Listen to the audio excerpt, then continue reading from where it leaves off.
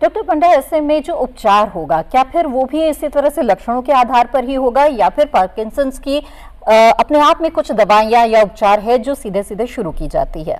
Parkinson's की जो मूलभूत जो समस्या है वो है डोपामिन का नहीं होना जी। मतलब मैं एक उदाहरण अगर दूं कि किसी को अगर मधुमेह है तो इंसुलिन की कमी है, तो किसी तरह से इंसुलिन का जो स्तर है शरीर में उसे बढ़ाना है, या तो आप इंसुलिन बाहर से लें या ऐसी दवाई लें जिससे कि आपके शरीर में इंसुलिन बढ़े।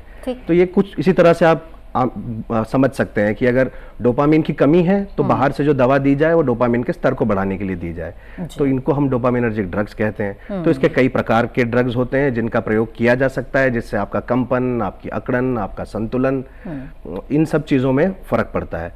साथ ही अगर आपके जैसे हम बात कर रहे थे कि भाई अवसाद है या एंग्जाइटी हो गया या नींद की दिक्कतें हैं, तो उन लक्षणों को ट्रीट करने के लिए जो अलग अलग और दवाइयां हैं उनका भी प्रयोग किया जा सकता है। तो आपको तो लक्षणों के हिसाब से भी ट्रीटमेंट होता है और पार्किंसन की मूलतः भी कुछ और दवाइयां हैं, तो दोनों का ही प्रयोग एक साथ सम्मिलित होकर किया जाता है। इसीलिए सही डायग्नोसिस बड़ा जरूरी हो जाता है।